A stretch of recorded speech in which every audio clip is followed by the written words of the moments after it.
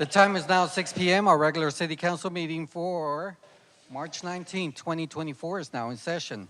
First on the agenda is our Mayor Pro Tem, Paul Macaluso, will lead us with the opening prayer and the pledges of allegiance to the flags of the United States and the state of Texas. Please rise. Okay. Thank you, Lord, for allowing us to be here today. I thank you for all of our blessings and the grace that you allow us. I ask you to work through us and to do what's best for the citizens of this great city. In Jesus' name we pray, amen. Pledge allegiance to the flag of the United States of America and to the republic for which it stands, one nation, under God, indivisible, with liberty and justice for all. Honor the Texas flag. I pledge allegiance to thee, Texas, one state, under God, and indivisible.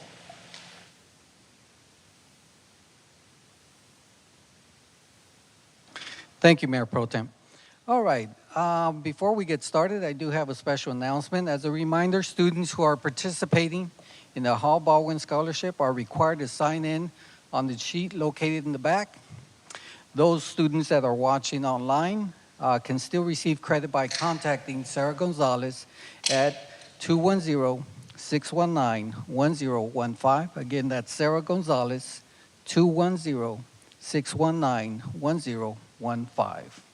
We have a couple of proclamations. If I can please have the 311 staff join me up here at the podium.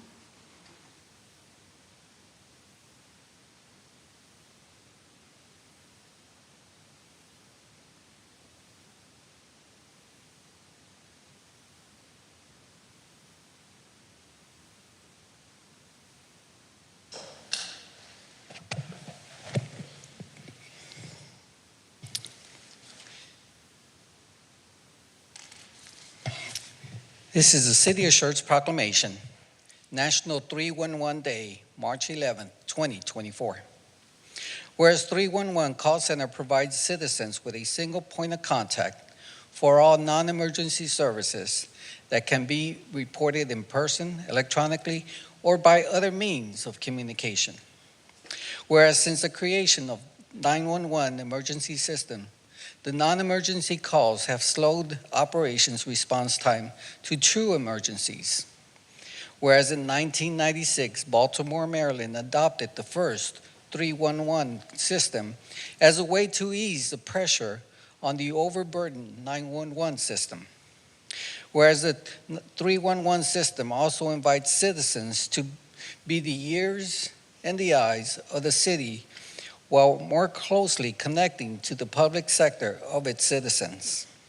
Whereas the City of Schertz has 311 customers, relation representatives who have contributed over 23 years of experience. Therefore, I, Ralph Gutierrez, Mayor for the City of Schertz, do hereby proclaim March 11, 2024 as National 311 Call Day. Appreciate it, ladies. Mike's yours, come on.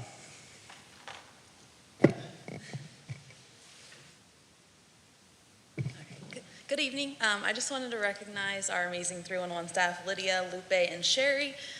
They do a great job with answering questions and concerns of residents every day and providing excellent customer service. And they also do a great deal to assist our other departments with answering questions just to ease that workload on them. So they do a great job, and they're our friendly voices of the city whenever you call. So.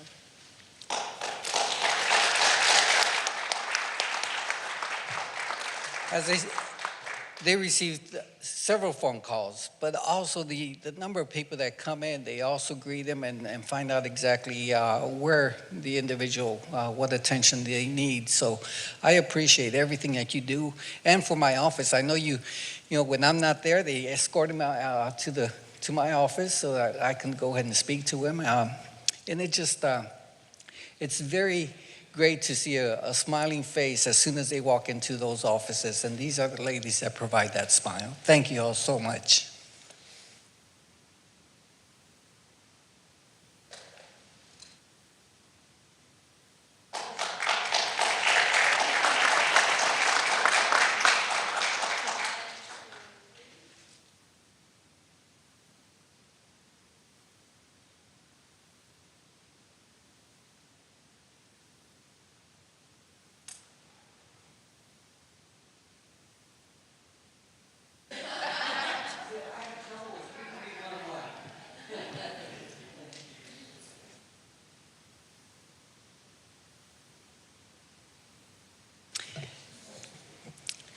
If I can have the representatives for the Tobacco Day, please join me up here.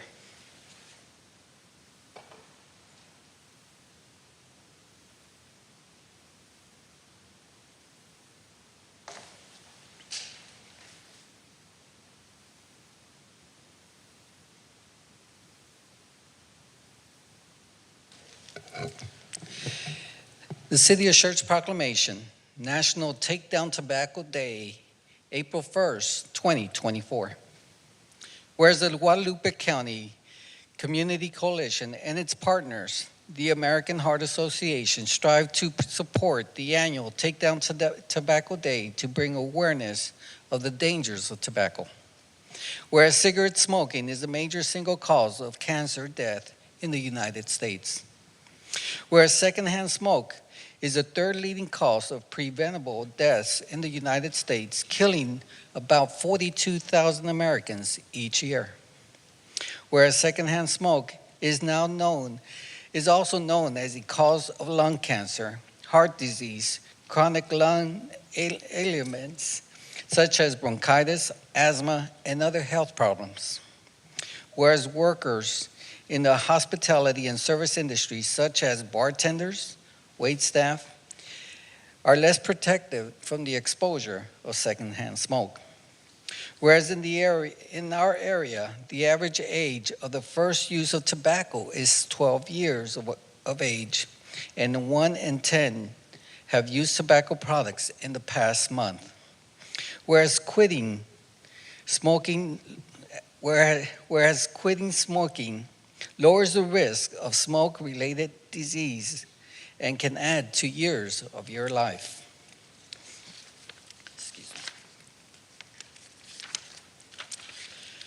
Whereas the campaign for tobacco-free kids and the United Health Foundation create the Take Down Tobacco Day campaign as a national day of action to protect the communities and the dangers of tobacco. Now, therefore, I, Ralph Gutierrez, Mayor for the City of Schertz, do hereby proclaim April 1st, 2024 as National Take Down Tobacco Day.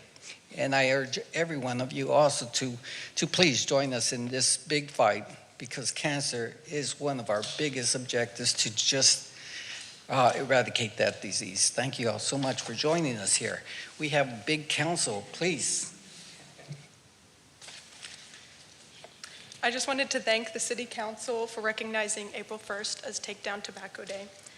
My name is Karina Eard, and I'm the Coalition Coordinator for Guadalupe County under the San Antonio Council on Alcohol and Drug Awareness.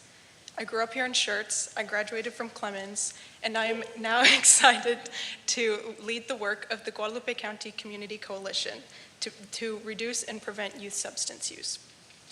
One of the coalition's main goals is tobacco and e-cigarette use, and we have partnered with the American Heart Association and other community partners to assess and improve the indoor smoke-free workplace policies of cities in Guadalupe County, including Schertz, to protect all workers from the from the harmful continuous exposure of secondhand smoke and secondhand aerosol from e-cigarettes while at work. And we wanted to thank Mayor Gutierrez and Council Members Gibson and Brown for taking the time to meet with us to discuss this important issue. We would greatly appreciate the opportunity to meet with the remaining council members that we have not yet had the chance to meet with, and we'll follow up with you in the coming days. Thank you again for recognizing April 1st as Take Down Tobacco Day, and for your leadership to improve the health and quality of life of the residents of Schertz. Then we had some other words.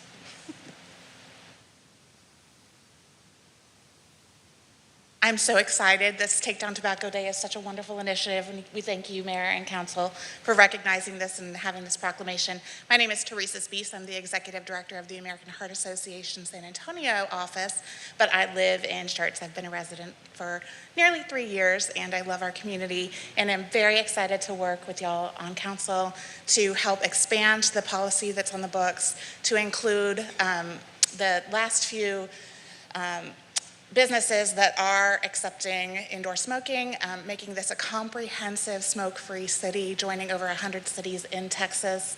And I would love to see Schertz on that map as well. It's my home, my kids are here, and that age of first tobacco use is something that scares me and scares my neighbors, and so I hope that this is something that we can work with you on, work quickly, and make a lot of progress. And we are just so grateful for this proclamation and for the work that you do every day. Thank you.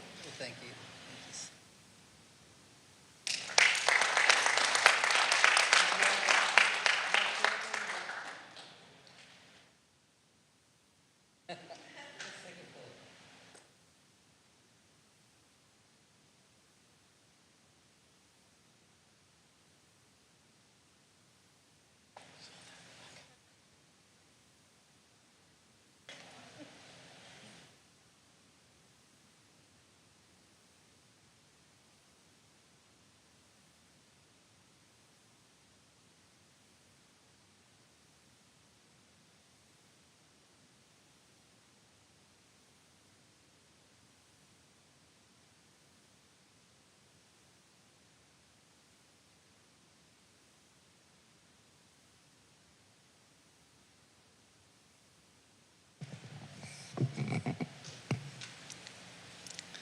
As I said, awareness is key. Cancer is not a pretty word, and thank you all for everything that you do. Appreciate it.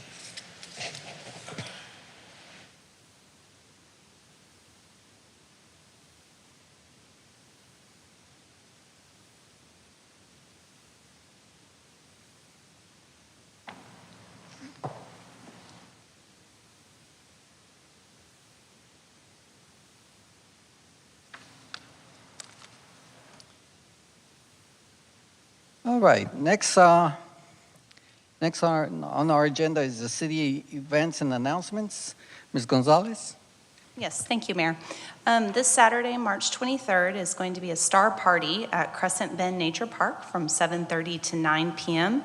On Sunday, March 24th, at Crescent Bend Nature Park, there will be an owl prowl from 8:30 to 9:30 p.m. On Saturday, March 30th, the Hyper Committee with the Chamber will be hosting a Shred Day, and this will be at the Schertz Chamber office, which is at 1730 Schertz Parkway from 9 a.m. to noon. It is free, but there is a suggested $5 donation. Also on Saturday, March 30th, the Schertz Cibolo Selma Lions Club will be hosting their Easter in the Park, which is a free community event with appearance from the Easter Bunny and an egg hunt, and that will be at Pickerel Park from 9:30 a.m. to noon. And then finally, on Tuesday, April 2nd, we will be back here for a regularly scheduled council meeting at 6 p.m. Thank you. Thank you. All right, announcements and recognitions by our city manager, Mr. Williams. So just one announcement, Mayor. Assistant Police Chief Daniel Roman, we're glad to say that he graduated with the FBI National Academy class number 289 on March 15th. So we're all proud of him and everything that he's accomplished through that. It's a very prestigious honor to be a part of that and to make it through it. All right, we'll move on to announcements and recognitions by the mayor. I have none. Next is the hearing the residents. This time is set aside for any person who wishes to address the city council. Each person is limited to 3 minutes, and we ask before addressing the council to please state your name and address. I also see that we do have a public hearing, item number 11. So if you'd like to speak during the hearing of residents, you may. You may hold off until the public hearing, or you may speak at both. The choice is yours. Mayor Pro Tem, please call our first speaker. I have 2 on the list, but I just want to confirm that they're going to speak on during the ordinance on item number 11 for Dana or Bill Summers. Okay, thank you. That's it. That's it? All right. We'll move on to consent agenda items. Consent agenda items are considered self-explanatory, and information packets are provided to council and available for public viewing. These items require no separate discussion unless requested by council. Item number 1, minutes. Item number 2, resolution number 24R35. Item number 3, appointment, reappointment for boards, commissions, and committees. Item number 4, resolution number 24R31. And item number 5, resolution number 24R32. Council, do any of these need to be removed for separate action? Is there a motion to approve consent agenda items 1 through 5? So approved. Second. Have a motion made by Councilmember Brown, second by Councilmember Watson. Any other discussion? You can please cast your vote.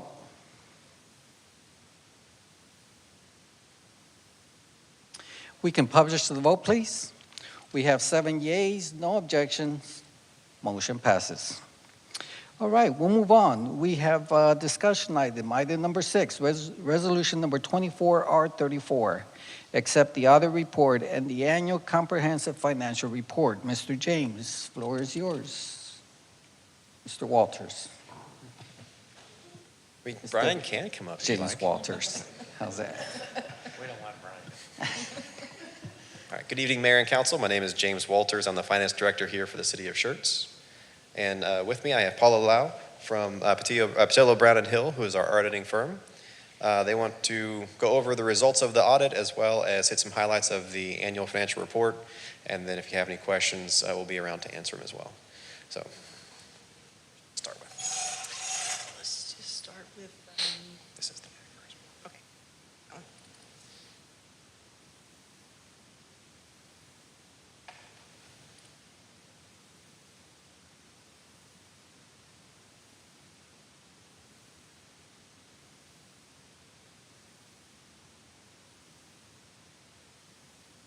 Thank you, James. Appreciate that.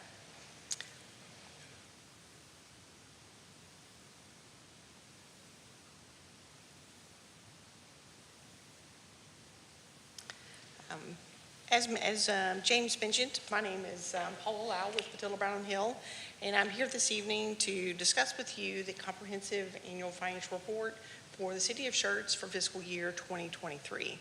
We just want to start out with talking about the audit a little bit and kind of what our responsibilities are as auditors and what the cities are as well. Then provide you with the results of the audit and maybe touch on a couple of highlights and numbers within the financial statements as well. So first off, just to talk about the audit a little bit, the audit process went very well this year. Everyone's help throughout the city's finance department and throughout the city. Everyone's very helpful and provided us the information that we needed. So thank you for the staff for doing that, James and Jessica, that's right. Sorry about that. Appreciate that. She is new, kind of to us here in the city. I think she started in October, is that right? But also just to kind of let you know what the results are of the audit. In the packet that you have there and what we're showing on the screen is the independent auditor's report.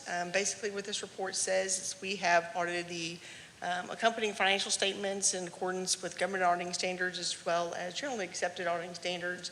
Those standards require that we plan to perform the audit to obtain a reasonable assurance that these financial statements are materially correct. I'm happy to let you know that we were able to render an unmodified opinion. An unmodified opinion is the highest opinion that can be rendered and known as a clean opinion to most individuals as well. So congratulations to your staff and council for receiving that great honor as well. Since I'm already in this document, what I'm going to do is point out some of the financial highlights here within the annual comprehensive financial report. And what I want to do here is mainly look at net fund balance at the end of the fiscal year and look at net position, kind of looking at financial health of the entity at that point in time.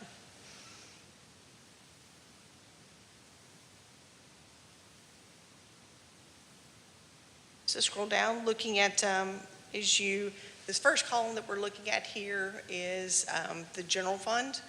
Looking at the general fund, the main operating fund of the city, you can see the different components of fund balance there, with unassigned fund balance for the entity being $12 million and total fund balance being approximately $19 million. You can see the different components of fund balance, except for the unassigned position part of the fund balance, and kind of what those are already restricted for by an outside entity, or the committed and assigned piece is something that has been committed for and set aside for a particular purpose by council as well. But if we want to focus more on the unassigned, it's where we like to compare the unassigned portion, compare that to what expenditures were for the general fund balance this particular fiscal year. And if you compare those two, it looks like there's about almost 4 months of general fund balance, of unassigned fund balance there. And a good rule of thumb is approximately having 3 to 4 months there. So it looks like you guys are right on it, right in a good place there in regards to unassigned fund balance. And some of the other major funds that the city does have are the proprietary funds, and specifically the water fund and the EMS fund. One of the things I want to point out here is looking at net position. There's 3 different categories here as well. Net investment and capital assets, and that includes all of the long-term capital assets, infrastructure, things to keep this particular utility system operating, netted out against its long-term debt. So it's approximately about $113 million. At least that's the largest portion of your net position, and is not something that's going to be able to cash flow your future operations. But then you also have a restricted portion that can only be used for capital improvements and projects, and that's the restricted portion, about $6.6 million. And lastly, looking at the unrestricted portion is about $38 million there. All in positive categories, and that's something that we want to be looking for as well. But that's a couple of highlights within the report, and then I wanted to scroll back to the very end and just point out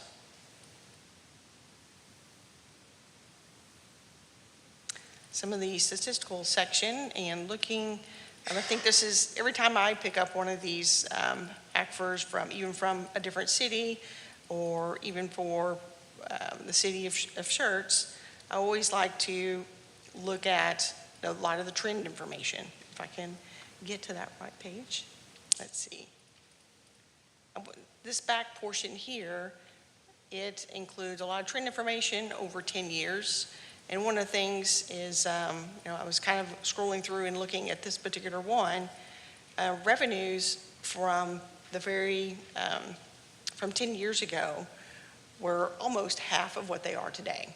If you look at the city combined, for all including its utility system, EMS, and all of the governmental funds, it's almost doubled for 10 years. So it's just a portion of looking at the growth that the city does have. You can see here,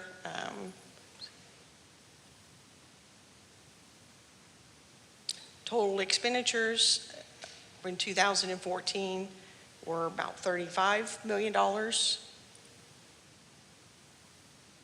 And expenditures over here were $37 million, and this is in 2017. Let's see if I can get to the right page numbers here.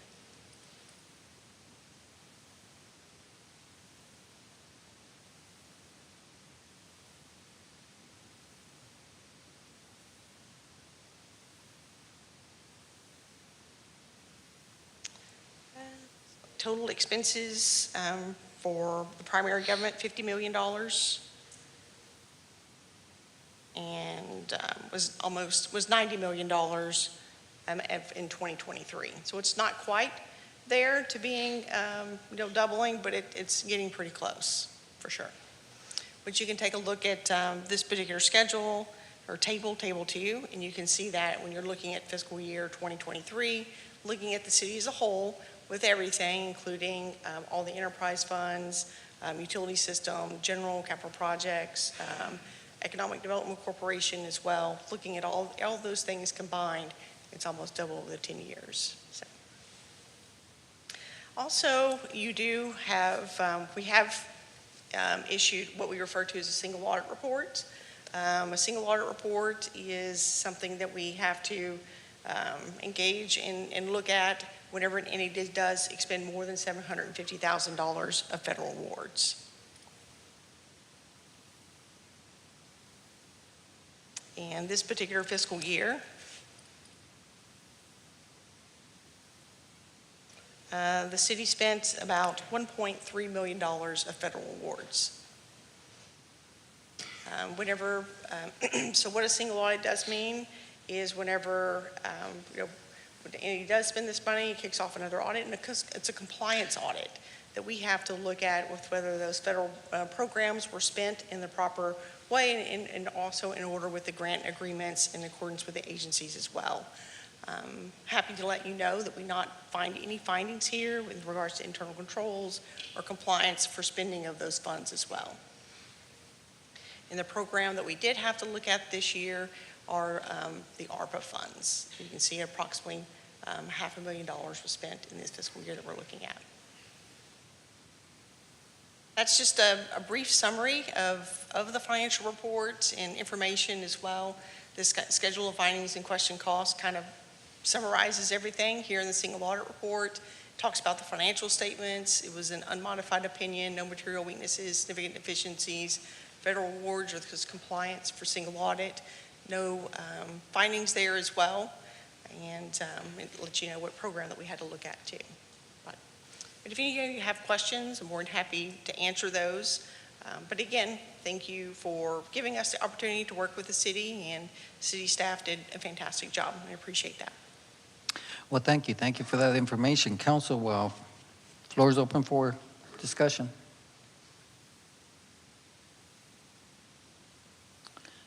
I see none. Is there a motion to approve resolution number 24R34? So moved. Second.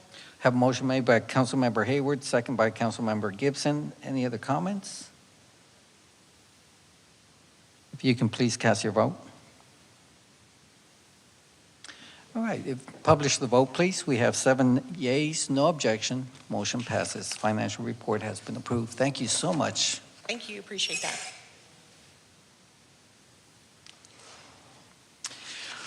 We'll move on to item number 7, ordinance number 24S04, approving amendments to Part 3 of the Schertz Code of Ordinance, Unified Development Code, UDC, Article 16, definitions.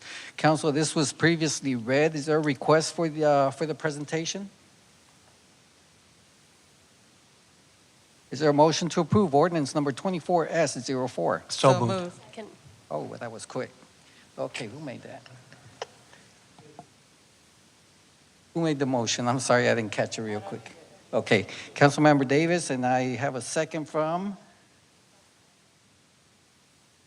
Councilmember Watson. Okay. Any comments? None. If you can please cast your vote.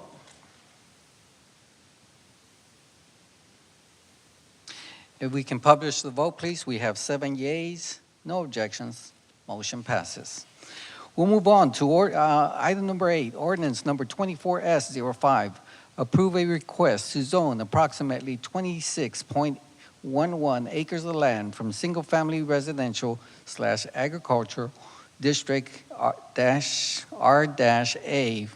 to general business GB, a portion of 11209 East FM 1518, located 600 feet northwest of the intersection of Lisa Meadows and FM 1518, City of Schertz, Bexar County, Texas, also known as Bexar County Property Identification Number 308363. This is our final reading. Council, this was previously read. Is there a request for the presentation? No. Okay. Do I have a motion to approve ordinance number? So moved. That was quick. Second. Have a motion made by Councilmember Gibson and second by Councilmember Macaluso. Council, any comments? If you can please cast your vote.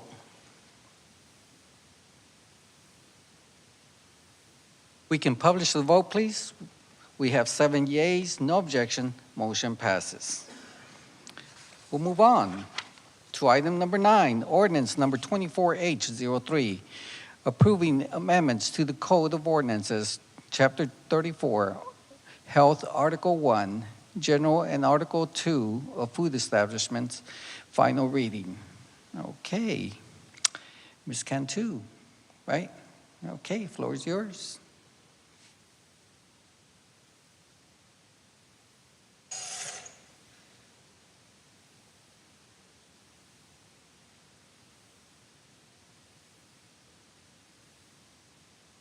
Good evening, Mayor, Council, and Mr. Williams. Municipal Code, Chapter 34, amended gone through. Oh, wait, no? Sorry, I may save you some time or I Sorry. may not. So, We to don't. be clear, this is back for second reading. We don't. Is it? And so we Yeah. weren't sure if you needed the presentation or not. No? Oh, No. I don't- We'd love to hear from you, but Yeah, they may also. I'm want sorry, I to- don't remember seeing this one, so It came a few meetings ago. that's and why I didn't catch it. Aha. Okay. Just final reading. All right. you very much. Council, do we require the whole presentation again? No. Okay.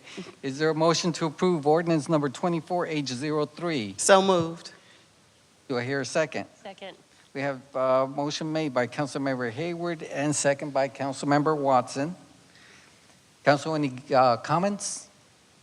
If you can please cast your vote. All right, if we can publish the vote, we have 7 yeas, no objection, motion passes. I can catch it. All right, we'll move on to item number 10, resolution number 24R36, authorizing an increase not to exceed the amount for Freeze and Nichols Incorporated to update the city's parks master plan element of the comprehensive plan. Mr. James. Thank you, Mayor. This is pretty straightforward. Again, you have the comp plan item up next on the agenda, and barring some major change in direction where we have to go back and redo the whole thing, we think we know the amount we'll have spent on that. Now that we know the land uses with approval of the comp plan, or when we do shortly, that will allow us to really get into the Parks Master Plan. We had estimated kind of how much we needed. We probably need about $20,000 more. So this item ups the maximum amount by $25,000. $25,000 above the initial $300,000 approval. Yes. So that lets us do the survey and everything associated with to finish out the Parks Master Plan element. So again, that's the comp plan and then the Parks Master Plan on top of it. You get both those for about $325,000, which given what these things are costing folks these days is pretty good, we think.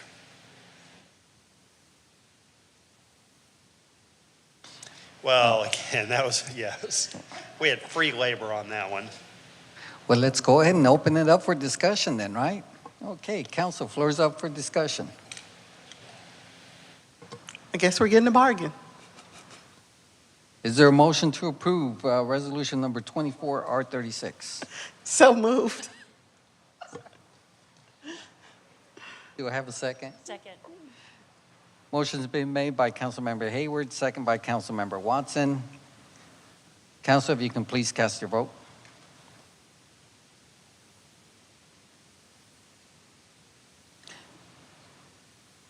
If you can please publish the vote. We have 6 yeas, 1 abstain, and I believe because he is on the Parks Board, right? Oh, because I wrote the current Parks Master Plan There we by go. myself last time. Well, thank you for that explanation. All right. Motion passes. We'll move on. We have a public hearing. Item number 11, ordinance number 24S06. Conduct a public hearing and consider amendments to the City of Schertz Comprehensive Plan. This is our first reading. Mr. Haas, floor is yours. Thank you, Mayor, council members, Mr. Williams. So ordinance 24S06 is the culmination of a years-long effort to update our comprehensive land plan. Planning was the lead on this, but I want to reiterate that we consulted and worked with many other departments in our city, public affairs, public works, engineering, city management, even the Comprehensive Plan Advisory Committee. And, this was truly a team effort. And so without further ado, I'm going to hand this off to the Freese and Nichols team. We're going to it's a hefty document, so we're going to walk you through kind of how we got here and, the contents of this document. So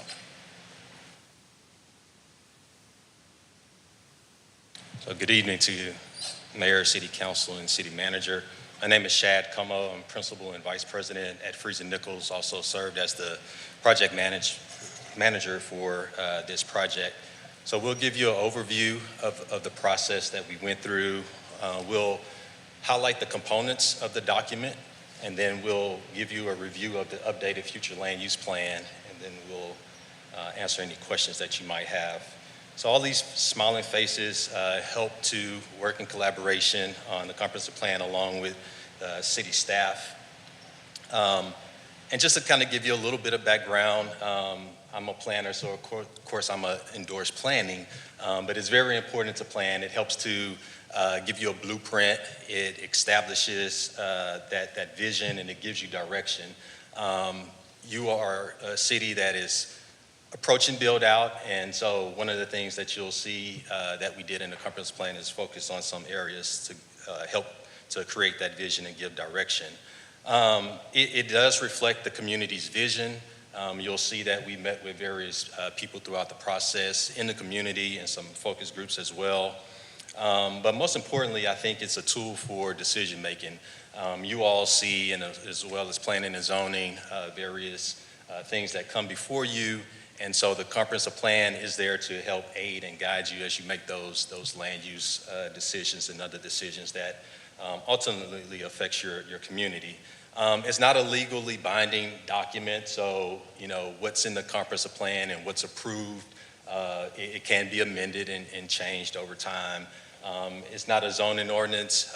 In fact, you have your zoning map, but you'll notice in the comprehensive plan, it's the future land use plan that helps to guide your ordinance and things that might need to change. And also, as a planner, we don't like to see it sit on the shelf, so we encourage you as council to be able to use it as I mentioned earlier, as a decision-making tool. Just to highlight a little bit of the scope, since this was a comprehensive plan update, we looked at 4 key areas in your city, mainly those areas that still have some developable land. And so we looked at those. We updated your demographics and other existing conditions, current conditions in the city. And one of the other things that we focused on was to give a refresh and update that implementation plan that you'll see in the document. So we started last March. We went on a tour with city staff around the city, looked at different areas in the community. We worked with the planning and zoning, who served as the comprehensive plan advisory committee. Throughout the process, we met with them 4 different times. There was a community engagement event during October. We also had a community survey that was online, and then we also had 5 stakeholder focus groups. Those focus groups, we met with developers, we met with the base, and we met with some other community organizations in the city, the HOAs also as well, to receive their input. So in terms of the engagement, I mentioned these. After bringing all of that information and that input together, you'll see here to the right were the themes that kind of bubble to the top, if you will: safe neighborhoods, more retail, restaurants, and entertainment options, responsible growth, diverse housing options, and then flood control. So with that, Caitlin is going to give you an overview of the document components. Good evening, Council. Thank you for having us here tonight. We're excited to present to you the culmination of all of this work. As Samuel mentioned, this is a hefty document, so you've had it, I think, for a couple weeks now, so hopefully you've had a chance to look it over. But I did want to just go through quickly and review the content of what we included in the plan and just hit some of the highlights and key points that we really wanted to make sure you guys had picked up on. So the first chapter of the update is the snapshot. So this is that quantitative information that Shad mentioned, where we update graphics, we look at your growth projections, and so in this case you can see the table on the right shows the growth projections for Schertz. So you're looking at getting up into the 6 figures sometime between the year 2060 and 2070. This plan looks out to probably about the year 2050, but again, it's not meant to sit on a shelf. This isn't a you adopt it today and this is your plan for the next 25 years. It's meant to be updated continuously because things change very quickly, especially here in Central Texas, we all know that. So it is really meant to be a living, working document that sets that vision, sets that kind of alignment that everyone's working towards kind of a similar future. So in the snapshot, we look at those demographics. We also look at physical features, barriers, assets in the community. We look at a market analysis, so the economics, and then we identify strengths, weaknesses, challenges, and opportunities, and that's where a lot of those stakeholder conversations and community engagement comes in. And this is truly a snapshot in time of the city of Schertz as we begin the project. Again, things are changing so quickly. These snapshot chapters are pretty much, they change almost as soon as we finish writing the chapter. So take that for what it is. It truly was the snapshot in time when we started the project. The plan then moves into a set of policy statements related to a series of topics around development, transportation, green space and natural areas, collaboration, and economic diversity. And so what these are meant to do is, in a plan like this, we cannot account for every single potential question that you will ever get asked as leaders in this city, right? And so these policy statements, not only are they something we refer back to continuously as we're creating recommendations to make sure we're staying aligned with where we said we wanted to go from the beginning, but this is also a tool that you guys can use, both the city staff, elected officials, and city leadership can use it in that same way as well, that when you're faced with a question that you don't know a clear answer to, you can look at these policy statements and say, are the decisions in front of us leading us towards meeting the goals that are set with these policy statements, or are we getting further away from them with the decisions in front of us? So they can really be that decision-making tool, both for us when we're creating the document, but ongoing as well. It's been mentioned that we had 4 focus areas. You'll see 5 on this map. We ended up breaking out. 3 and 5 were together at one point. They were considered 3A and 3B, but they're very, very different in context, so we ended up splitting them out throughout the process. So we ended up with these 5 focus areas, and they were really identified by the city prior to us starting the project as the areas that still had some area that could contain additional development, or as we might call it in planning, susceptible to change. And so you'll see area 1 is kind of that southeast Schertz that includes a lot of areas that are currently in your ETJ but are expected to become part of the city in the near future. So we want to start to plan for those areas. Area 2 is south of the Air Force Base. Area 3 is currently mainly undeveloped, but it has a quarry, a working quarry in it right now. Area 4 is obviously that area north of I-35, your corridor, and then Area 5, again, is another piece of currently ETJ, but is expected to come into the city soon. And so each of these areas we looked at existing conditioned, proposed land use character, and kind of just intent for what that area could look like in the future, and then some specific recommendations for each of those areas as well. This is a summary of the input we heard from the community and the stakeholders, specifically regarding this land use piece. And so number 1, when asked the question of what will Schertz be known for, number 1 was 62% was safe neighborhoods, so safety. You start to hear these recurring themes, right? And that's what we really start picking up on when we make recommendations. When asked about connectivity and mobility, we had a series of choices to rank and complete streets that accommodate basically all modes of transportation, cars, but also pedestrians, also bicycles, could accommodate transit in the future should Schertz get a transit system. Second would be connected sidewalks, and then third was off-street trails, both for bicycles and pedestrians. You heard Shad mention that one of the themes we heard was more entertainment, retail, and dining. And so when we asked people to dig into that a little more, the number 1 thing we heard was sit-down full-service dining, entertainment and recreation, and then followed by healthier grocery options. And then almost 80% of residents that took the survey said that the best way that they want to see people prosper in Schertz is through supporting local businesses and entrepreneurs. So a couple of topics of interest that we included in here, just as kind of best practices or high-level guidance. One of them includes complete communities. And so the idea behind complete communities is that people shouldn't have to leave Schertz to go about their daily lives. They can, certainly, if they want to, but it's a choice. They can get everything they need within the city in which they reside. So this includes things like groceries, schools, job opportunities, educational opportunities.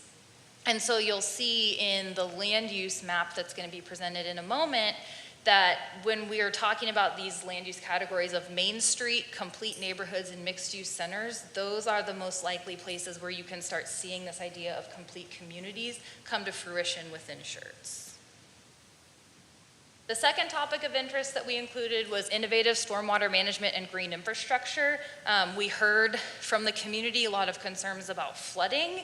And so, this was not a drainage plan, but we did put a section in the plan about best practices and ways to just start thinking about volume management, water quality improvement, and peak flow reduction that could be applied with different methods, but all across the community as new developments are coming online, making sure these things are being thought about and incorporated into future developments. So the future land uses, Samuel's going to come back up in a minute and really dig into the future land use map with you guys, so I won't dwell on it a lot here. But again, we had those 5 focus areas, which is where we started with really applying land uses to those 5 focus areas. What happened during that process is that we realized that your land use categories were quite restrictive and they were quite complex and complicated. So we simplified the future land use categories, but in doing that, we basically had to expand applying those across the whole city because you didn't want to have 2 different sets of land use categories within 2 different parts of the city, so within the focus areas and then the rest of the city. So we did a conversion of existing land uses and what was the most applicable future land use category that we had created, and we applied that across the entire city. So this process started with just updating those 5 focus areas, and we actually ended up updating your entire future land use map as well. But we didn't change a lot. We just tried to apply kind of a one-to-one translation between what was already there and the proposed. Transportation, so transportation wasn't a large part of this, but we did make sure and go back and take a look at your future thoroughfare plan, and based on the addition of these new focus areas with additional land uses, were there going to be necessary upgrades to your major thoroughfares throughout the city? Generally, our transportation engineers looked at it and thought that your planned roads, not necessarily what's on the ground today, but at least what is in your thoroughfare plan today, will be generally adequate for most of the growth that's planned. There are some additional areas that need to probably be looked at in focus areas 1 and 5, so that's the southeast parts of Schertz and then that area along the I-35 corridor that could probably use some additional connector or collector streets up in those areas once they start to build out. The fiscal impacts of the growth as identified in the future land use map, that was taken a look at by Catalyst, our subconsultant. And so their calculations came out to $2.1 billion of net new fiscal benefits for the city, and that's supposed to be a 30-year plan horizon, not 3 years. Don't get too excited about $2 billion in 3 years. But that's $2 billion over 30 years. And so you can see in the plan there's a whole section, all the matrices are there about how they got to that number, but I think that's kind of the big takeaway there is there's a lot of net new fiscal benefits that could come to the city as a result of all of this development. So then the chapter concludes, or the plan update concludes with an implementation chapter. So this is the part Shad mentioned earlier. We don't like to see plans sit on a shelf. We actually want to see them implemented, right? And so even though this is a pretty high level visionary document, we create an action item matrix with a bunch of suggested things that the city should undertake or other partners should undertake in order to realize the vision and recommendations of this plan. So it also includes best practices around using the document, updating the document, keeping it current, keeping it kind of top of mind for people in the city, as well as the action matrix. I did want to dig in specifically a little bit into how different groups of people might use this plan, especially for you guys as city council, understanding how this is intended to be used and helping kind of shepherd that to happen. So city staff is intended to use this document as their aligning kind of vision document across all departments. They can use this as a check on their everyday decision making. Specifically, the planning department will use it in reviewing of their zoning cases. Public Works can use it in understanding where future facility and infrastructure needs might be coming in the future. And this can also be justification and prioritization of city projects and budgeting, CIP plans, things like that. Like which projects would get you closer to the things we're saying we want in this plan more quickly. So that's a way to prioritize projects. And it's also, as Shad mentioned earlier, can provide that basis for updating city codes and ordinances. Again, this is not a regulatory document in and of itself, but it can be a basis on which to update those. Planning and Zoning Commission will use it very similar ways of the planning department. They'll refer to it when reviewing zoning cases, providing justification for their recommendations to you all as council, and just understanding how they can balance the community needs with the values and interests of those individuals coming before them with development projects. You guys as the city council might use it kind of on a bigger platform, so understanding whether the city is achieving or falling short of its goals that are outlined in the comprehensive plan, aligning public goals across city departments, also of course when you're discussing zoning cases, and aligning with surrounding jurisdictional entities. That's actually a really, really big one. You have this plan now that you can say, you can go to Cibolo and say, hey, we have this plan, how are we matching up? And that's actually something we've done recently. They're also updating their comprehensive plan right now. So Samuel talked to them and we said, are we aligning, we're both doing our comprehensive plans, are we aligning together with what we're planning for on either sides of our city boundaries to make kind of a more comprehensive plan between the two cities? And then, of course, you can also use it as a basis for your strategic planning as well. The business community, this can be a really good tool for developers when they come to you. They have this tool that they can refer to and see what the city says it does or maybe does not want. So the idea is that they can come to you with better proposals from the outset because they understand what you're saying that you want to see in your city.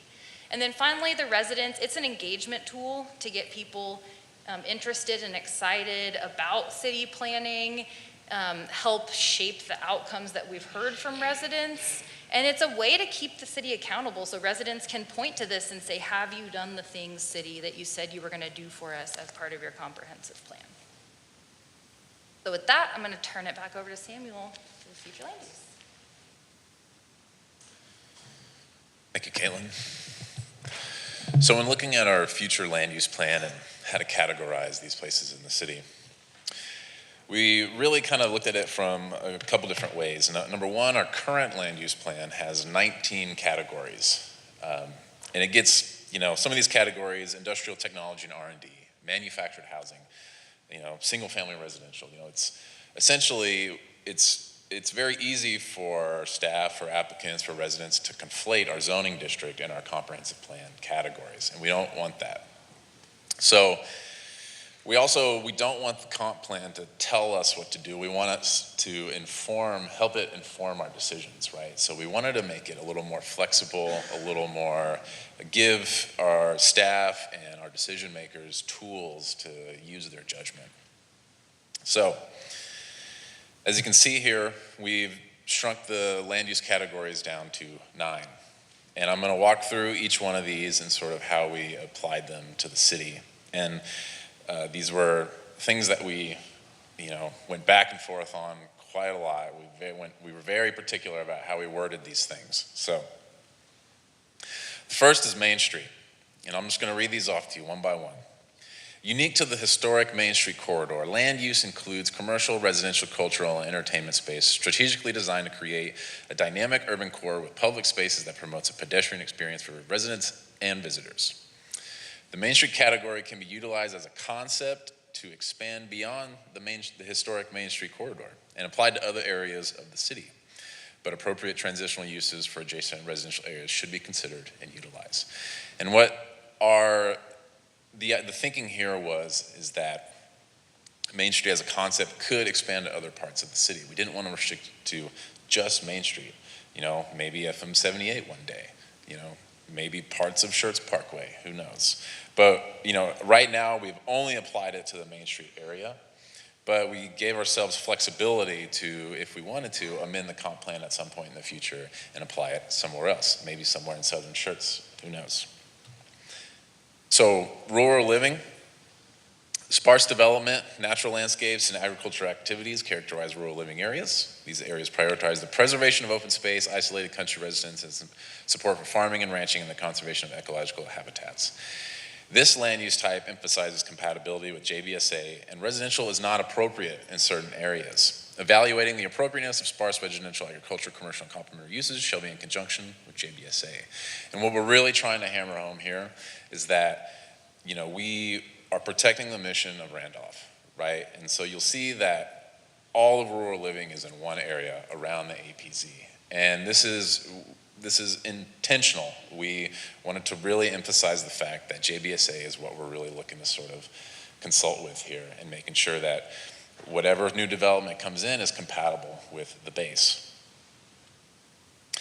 Complete neighborhood. So this characterizes a lot of most of our residential areas.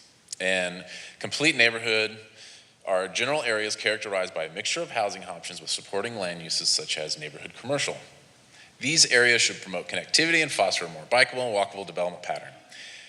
When considering appropriateness of housing density or commercial activities, factors such as roadway classification, conflicts among land uses and buildings, as well as the undue concentration or diffusion of population should be considered. So this is a broad category. And what we're basically saying here is that, we want you to use your judgment. We want staff to use their judgment whenever considering different housing, whether commercial is appropriate. We don't want to say, do this, do that in the comp plan. We want to say, consider these things when making these decisions. Local corridor. This land use type describes locally oriented commercial and entertainment areas typically situated along medium to high volume collective roads with neighborhoods at their perimeter. Local corridors contain conventional retail centers, small scale mixed use, multifamily development, and residential uses that are of a scale and intensity compatible with the surrounding neighborhoods. So when we were looking at this category, we were looking at FM 3009 and where the potential for FM 1518 is going. Parts of Schertz Parkway, FM 78. They're not major thoroughfares, but they are still, economic generators for the city. And there are still residential uses that are compatible, and there's residential subdivisions that are right up against 3009, and that's okay. It's as long as it's compatible and it's consistent with what's around it. The regional corridor. It describes commercial entertainment areas along major thoroughfares that serve populations within the city and the broader region. Regional corridors are characterized by big box store development, typical of regional shopping centers, supermarkets, movie theaters, department stores, and office buildings. Large multifamily complexes may also be appropriate. Current regional corridors are primarily auto-oriented, although future development should encourage a mixture of uses, pedestrian scale design, and green space. Additionally, limited industrial and logistic uses as currently present in the area will be accommodated to support the current economic infrastructure. We all know that I-35 is developing into a major corridor, not just regionally, but nationally. The biggest port in the country is Laredo right now. So, this corridor is poised to benefit a lot from that. And part of the challenge with the comp plan was that we were behind the 8 ball a little bit as this region was growing so fast. We had to look at not only as where we're headed, but what's already there, and to make sure that we're accommodating that as well. And so that is really the emphasis on regional corridor. It's all along the frontage of I-35 as well as I-10. Mixed use center. Mixed use includes a combination of higher density housing types, locally serving commercial and recreation uses with multimodal accessibility. It integrates residential, commercial, and office or entertainment spaces nearby, allowing people to live, work, and enjoy leisure activities without extensive travel. This land use category occurs at higher densities than local corridor development. Mixed-use centers typically occur along or at intersections of significant transportation corridors with internal streets that are complete and walkable. Now, this category, we actually looked at our previous comp plan. And our previous comp plan had a lot of mixed-use stuff in there. And we wanted to preserve some of that. You know, it wasn't quite as extensive in this one as it was in the last one. But we still wanted to preserve some of that, and there's potential. We sat down with the Comprehensive Plan Advisory Committee, with our consultants as well, and we looked at areas specifically right here around the railroad tracks, because the previous plan actually had accommodations for if there was ever enhanced rail district that was gonna come up the I-35 corridor, right? We want Schertz to have a stop. That's something that we want. So we left it in this section of the city, which is east of 2252. We basically moved that kind of what we're thinking is maybe at one point in time we want to be able to capitalize if that were to ever happen, if that were to ever occur. But we also included it in other parts of the city too, down here, down south, along 1518. This is at the corner of two major thoroughfares here. And then also up here just south of 35. And what we're seeing right there is actually we're getting some mixed use development right there currently. So we have stuff in the works right there. And so we wanted to make sure that we weren't doing something that wasn't incompatible with what's already going on. So industrial hub, this one's pretty self-explanatory. Category includes all light and heavy industrial activities, including manufacturing warehouses, processing, distribution centers, optimizing transportation, supply chain logistics. Industrial hubs are typically located near major roads, highways, railways. Industrial hubs are often buffered from surrounding development by transitional uses, such as flex buildings or R&D that mitigate potential impacts to lower intensity commercial and residential areas. And you'll notice that this is most of this industrial hub is right here in the northern part of Schertz. What's basically occurring there right now. Also some of it down here, down south, where there's a major industrial development going on right now. And you'll notice that it is 100% non-residential. So finally, our second to last here, public use. It basically describes all our spaces that were for civic purposes, parks, open space, another non-residential category of community facilities should be dispersed throughout the city to ensure resident safety, health, and welfare. Basically, a catch-all term that kind of combined two of our previous comprehensive plan categories. We sort of just combined all of it into public use. And finally, this one was a tricky one, but this one's called development deferment. And development deferment is a land use category that includes large tracts that currently house heavy industrial uses but have long-term potential to redevelop. These sites should be reconsidered for applicable land uses in future land use map updates, at which time those conversations are appropriate. So you'll notice that the large area to the north there is all green for development deferment. And in our focus groups, we invited county commissioners, we invited people from the community to come in, and basically what we heard in this area is that the quarry operation, the materials operation that's going on up there is expanding and it's getting bigger. And the residents that are up there are selling their land to the quarry.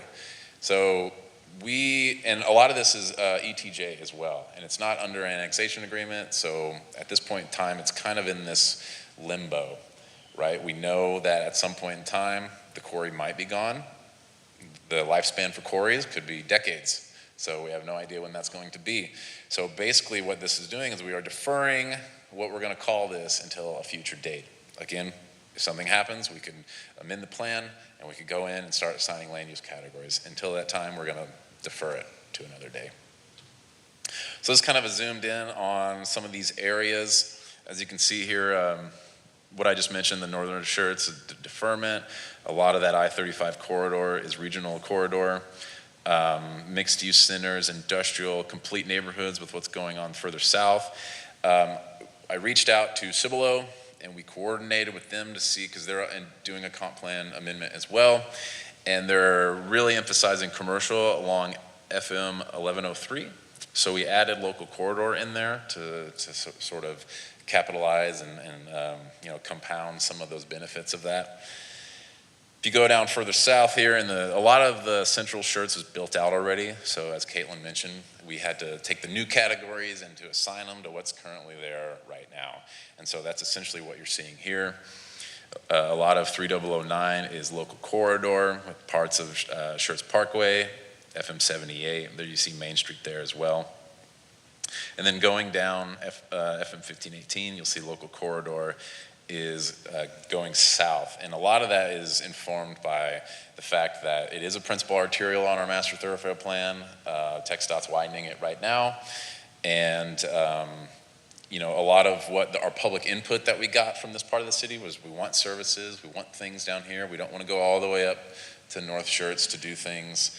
And so that is what really informed us in making our decisions down here. And as you can see, regional corridor extends along the I-10 frontage. A lot of that rural living is down here south of Randolph, and then complete neighborhood characterizes most of the rest of South Schertz. So our next steps here, we have tonight's meeting, have a public hearing to discuss these. We can do some tweaking to the final document if necessary, and then it will be a second council meeting for adoption. That's all I got. Thank you, Mr. Haas. All right, this is a public hearing. Is there anyone in attendance who would like to address the council in reference to this subject? Please step up to the mic and provide your name and address, please. And you are limited to 3 minutes. Good evening. I'm Dana Summers. My husband, Bill, and I have owned our home at 1016 Antler Drive for 42 years. We have loved living in Schertz. I was an elementary school teacher for 30 years in our community. I loved the students and families that came through my classroom door. We've had a beautiful quality of life here in this city. My husband served on the Planning and Zoning Commission for 10 years, from 1990 to 2000. I'm very appreciative of you all and the work that you do and what you provide for our community. We're very blessed to have the life that we do here. I am going to take issue with the presenters saying that they sought out the community involvement and they feel like they have adequate community involvement.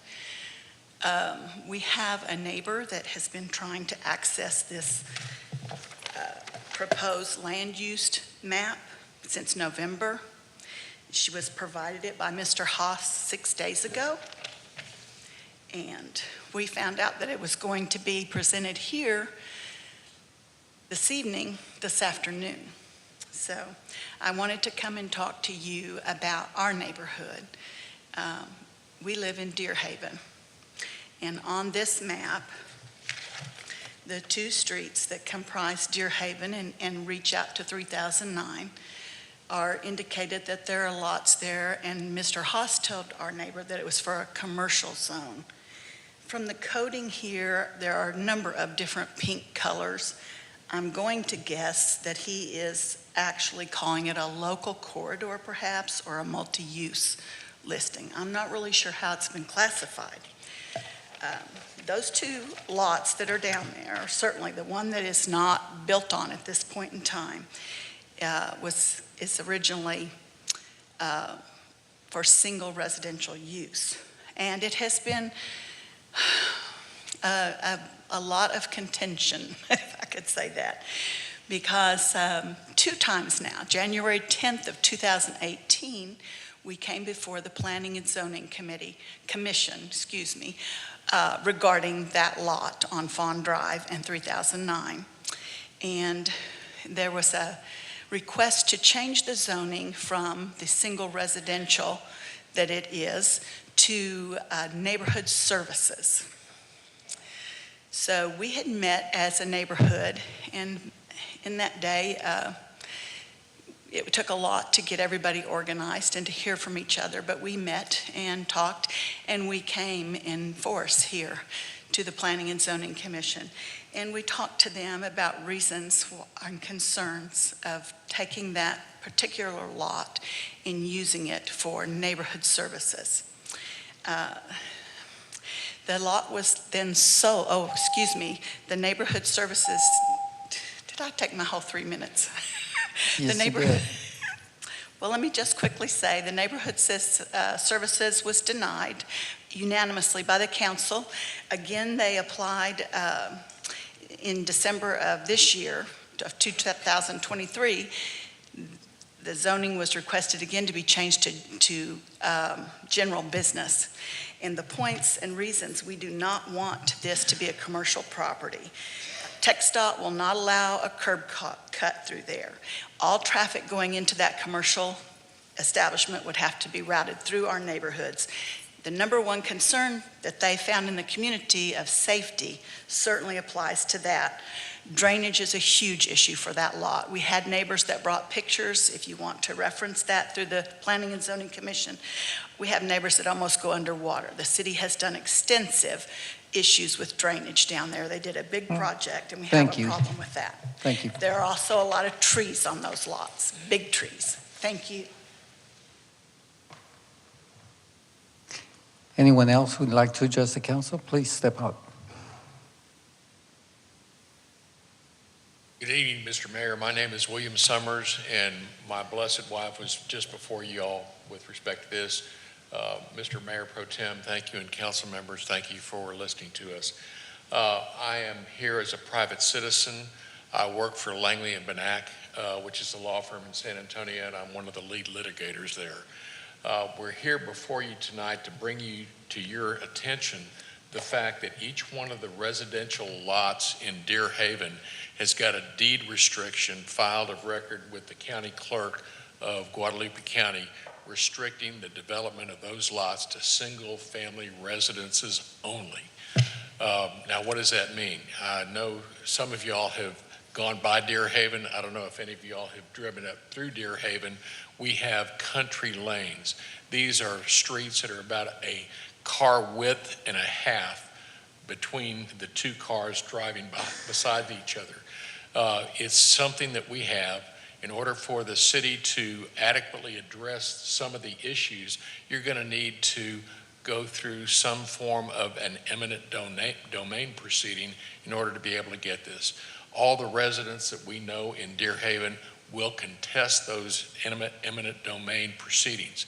Now, at the last meeting of I believe it was in January of this year, in which the application by the new owner of the property wanted to go to general commercial as opposed to neighborhood services, Mr. James got up and talked about the difference between a ordinance changing the land use or the ordinances that restrict the land use as opposed to a deed restriction. I think Mr. James will probably agree with me now that a deed restriction trumps any ordinance that the city council can do with respect to that. The person who brought forward the application for that dropped it at that point in time. This is going to happen time and time again, and I wanted to come before y'all tonight to make sure y'all understood there is a deed restriction that was recorded back in 1980 when Mr. Beck transferred the land to his son. Mr. Beck was a German farmer who subdivided his own lot, got county commissioners to approve his subdivision back in the 60s, and every one of those lots has got a restriction on it that it can only be used for residential purposes only. It goes into some historical aspects about whether you can have an outdoor privy on the property or not. You can't. So these are things that are going to have to be considered. We were never contacted by Nichols and Freeze with respect to anything. Nobody in our neighborhood that we know of was ever contacted by them with respect to all these conditions. I'm going to urge the city council to suspend this to allow conversations to go on between Nichols and Freeze with respect to the unique situation we have with Deer Haven. It's right on 3009. It's a dangerous street. It's going to have to be widened at some point in time. And I understand, and I don't know now if TxDOT still controls 3009 or not. I know we've had issues over the last 40 years in dealing with the state through TxDOT with respect to traffic on that. Thank you all very much. I appreciate your time. Thank you, sir. Okay, anyone else like to address the city council in reference to this subject? Going once, going twice. Right, public hearing is closed. Council, floor is open for discussion. Councilmember Davis. Thank you for your input. I'm not sure it really warrants delaying any action with regards to the comp plan, because as I understand it, that section of 3009 is proposed to be designated as local corridor. Correct. Which, in the definition of the comp plan, says that acceptable uses are conventional retail, small-scale mixed-use, multifamily development, and residential uses. And the specific question that the residents brought up is not a comp plan issue, it's a specific zoning issue. So if there's a particular parcel of land that has a deed restriction, then will be what will be addressed during a zoning issue. And that may trump any other applicable use that we talk about that we would consider as part of a comp plan, correct? Correct. Right. I would add that, I would say that, you know, compatible with surrounding neighborhood uses, the challenges that are for, you know, each property vary greatly, right? So if there's particular challenges and incompatibility with, you know, specifically with, in respect to Deerhaven, that community, then, you know, it is up to the decision makers to say, no, this proposal is not going to work, or it will work, so. Okay, thank you. Councilmember Brown. Thank you, Councilman Davis. That's exactly my feelings on there. Like it says, in residential uses that are of a scale and intensity compatible with the surrounding residential neighborhoods. It's very obvious that Deerhaven has no space there for a commercial entity, even an end cap of any sorts. I live in the area. I drive by it 3 times a day sometimes. So I just can't see anything like that happen. But then again, this is not a zoning issue. This is a comp plan issue. And the comp plan specifically gives us broad and general guidance and not specific zoning.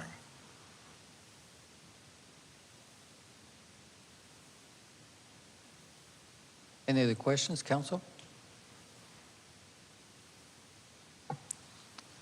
Seeing none, is there a motion to approve ordinance number 24S06? So moved. Second. We have a motion made by Councilmember Watson, second by Councilmember Brown. Council, any other comments? I see none. If you can please cast your vote. We can publish the vote, please. We have 7 ayes, no objections. Motion passes. Thank you. Thank you, Mr. Haas.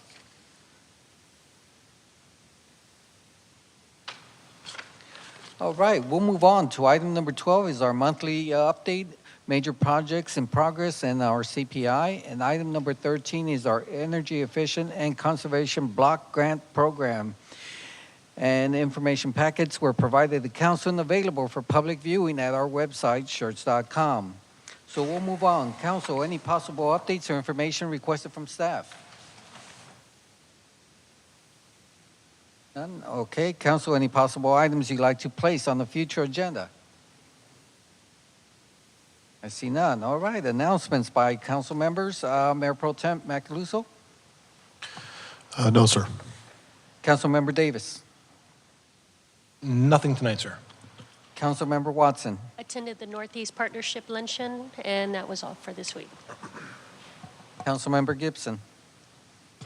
I attended the TML mid-year conference and the chamber luncheon. Councilmember Westbrook?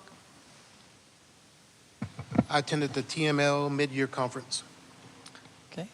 Councilmember Hayward? Yeah, I attended a lot. I won't talk about each one of them. I'll send information about what I learned at each one of them. I did the TML Small Cities Problem Solving, the AGRIP Governance Conference, Audit Committee, the National League of Cities City Conference, TML Mid-Year Conference, and the Chamber Luncheon. Councilmember Brown. Northeast Partnership, always a good time. Other than that, nothing else.